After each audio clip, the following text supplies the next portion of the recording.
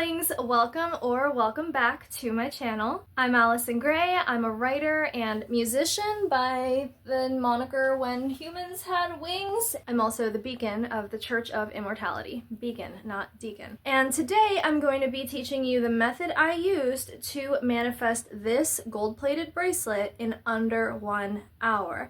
And how an Instagram mutual of mine used the same method when she saw me talking about it in my Instagram stories and manifested a gold watch immediately after. So before I start this story, it is very important to mention that this method that I used came to me while I was fasting. In my last video, I explained how I was doing a 40-day fast from death or deathless diet where I didn't eat anything that was once alive and had to be killed for me to be able to eat it. With all due respect, I did see the feedback that people would prefer to see manifestation content from me. However, I am not a single topic creator. When I talk about manifestation and then the next video talk about mysticism, to me they are all deeply interwoven. And I find it unwise to dismiss information about fasting when historically fasting has been understood as a spiritual practice for very good reason. When you are practicing spirit over flesh, mind over matter, of course, the things that you learn from that practice of fasting are going to apply to manifestation. So if you're someone who's hit a rut or a plateau with your manifestation and you haven't tried fasting with spiritual intent, I recommend it. Of course, taking safety and personal history with food and stuff into consideration. Use your own discernment, consult your health advisor, whatever. I'm not giving medical advice. This is my spiritual advice from my personal experience. So basically, as I explained in my last video, while I was fasting, I felt so clear and open internally, and I was constantly receiving massive influxes of information. Information about the nature of reality, the nature of God, the nature of the spirit. And one of the many things that came to me during this fasted state was a new understanding of the frequency-based nature of reality. And what I was shown,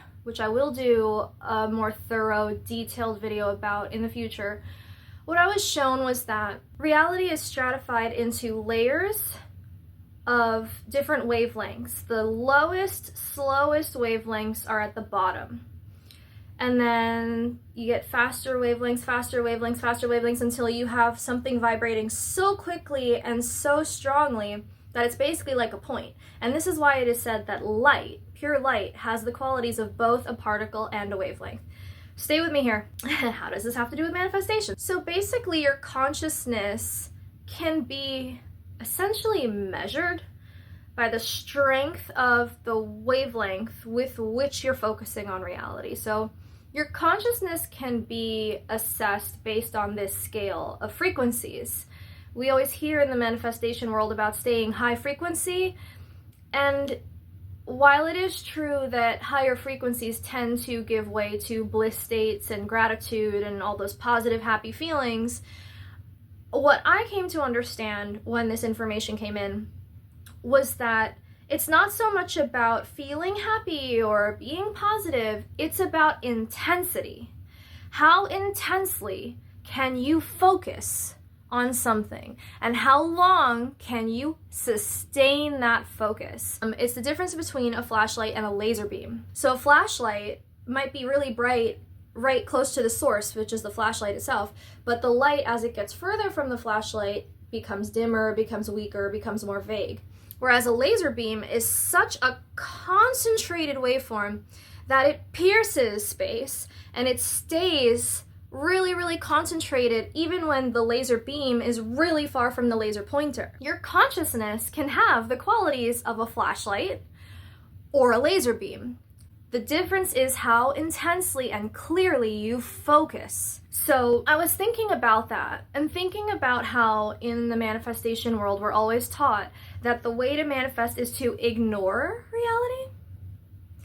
But while I was meditating on this frequency thing, I realized, well, if light can pierce reality depending on how intensely it's focused, should my consciousness not also be able to overwrite reality if I point my eyes and point my focus really hard on reality?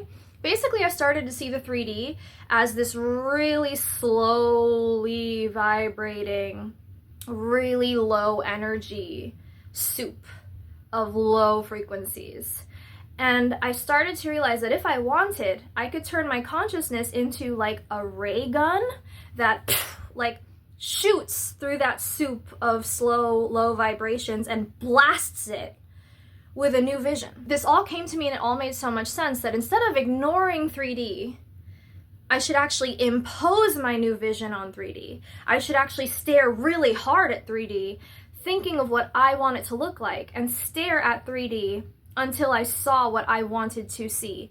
Like, actually saw it in front of my eyes. I was going to project my vision into 3D until I saw it appear right in front of me. Instead of ignoring 3D, we're gonna stare right at it, but we're gonna stare at it until it becomes what we want it to look like. I decided to immediately put all those ideas to the test, because if I'm receiving this information from God, sure, anyone can think that they received something from God, but if it's truly from God, you should be able to immediately demonstrate it. So then I was like, I wonder if that's how the miracle of materialization happens, right? Because when we talk about manifestation, we're actually talking about materializing things out of thin air.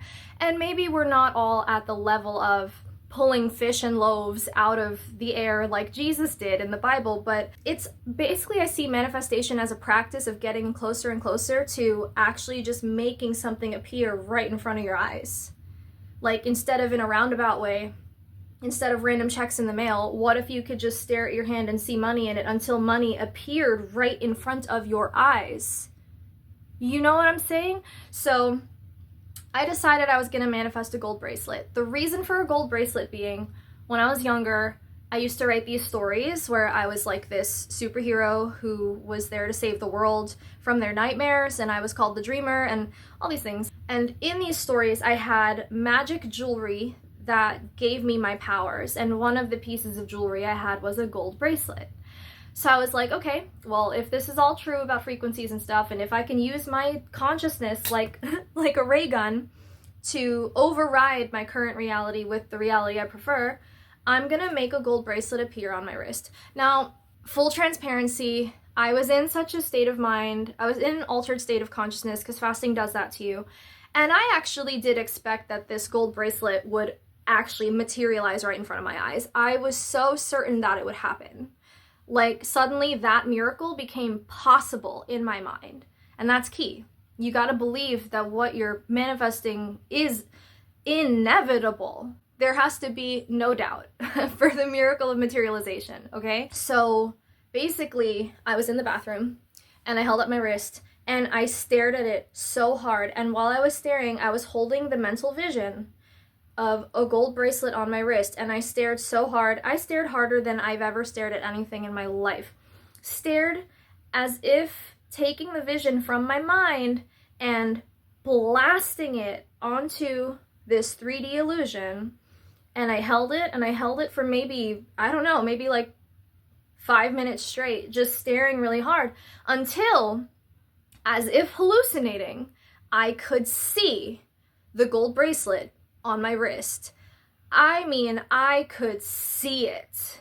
I wasn't ignoring 3D. I wasn't saying, oh, there's no gold bracelet on my wrist, let me pretend that's not true and keep imagining it over here. No, I stared straight at reality. I stared straight at the 3D with courage, with guts, with intensity, with conviction that what I wanted to appear was going to appear. And then that turned into, what I want to appear is already there. I saw it, I believed it, like I said, I was in an altered state. It was like I was hallucinating. I actually saw the bracelet right here. I don't remember why I stopped or when exactly I stopped, but I know the next thing I remember, I was hanging out in the kitchen with my family. And we were all just talking, everything was fine, and then there was like a lull in the conversation where my dad started playing with his phone, I just sort of started staring into space, not thinking of anything in particular, and my mom started digging around in her purse. And without a word, she reached into her purse, she pulled this out, and she put it right in front of me on the table. I sat there stunned, because just an hour ago, I had been blasting this into reality, and then she just drops it in front of me without a word. So of course I have questions. I'm like, why did you just do that? Where did you get this from? She said, oh, I got this at the thrift store today. I thought you might like it. You want to try it on? Guys, I was trying to manifest real gold, by the way, and this isn't solid gold, but it is gold plated. And I think that's pretty impressive. For it only took me a few minutes of focus to do that, to manifest basically real gold jewelry. Just a few minutes of really intense hyper focus on what I wanted to appear. So I was amazed. I put this on. I took so many pictures. I was thanking God. I was like, oh my God, thank you, God, for showing me the way to manifest what I need. And then I posted about it on Instagram. Now, unbeknownst to me, somebody who was watching my stories decided on her own to try it for herself. So she chose a gold watch, and she got really detailed about exactly how she wanted this gold watch to look. And then later in the day, her son came up and gave her the watch. And she was like, where did you get this? And he said it was in the house already. She had never owned this watch before. No one else could have been in the house to just drop the watch there and then dip. Like, it literally materialized out of thin air. And that reminds me of one more story of a time that something materialized in my house. I was really struggling with money maybe a year or two ago. I needed money to cover my groceries. And then at some point during the day, I reached into my drawer to get something, and there was a gift card in there for $100. No one had ever given me a gift card for $100. I would have remembered that. It was this gift card, no name, no way to track where it came from or who loaded it with money, but it was just there in my drawer. And I was able to cover 2 weeks of groceries with that. So, you know, when we're dealing with manifestation, we are dealing with free energy. We are pulling things out of thin air. That's why it is related to talk about fasting and manifestation in tandem with each other. You know, all of these ancient spiritual practices, celibacy, fasting, breath work, dream work, just all of these things, they're all connected to each other. Because when you start familiarizing yourself with the unseen realm and the laws of heaven, you start to understand how much authority you actually do have over the physical world. It's not too powerful. It's not more powerful than you. Even the laws of physics can be broken. Because there's no reason this should have appeared an hour after I vividly imagined a gold bracelet on my hand. It doesn't make any sense unless you understand the God we serve, unless you understand you're a child of God. So yeah, that's the story. Thank you for watching, lovelings. I can't wait to hear how you all put this method to the test in your own lives.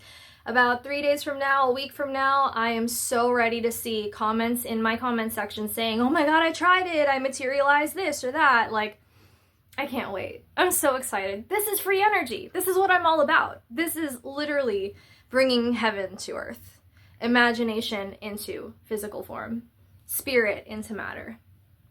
Have fun with it, lovelings. Love you, love you, love you. And don't forget to check out my church, the Church of Immortality, and my music, When Humans Had Wings, and my writing, allison-gray.com, and all that good stuff. I love you.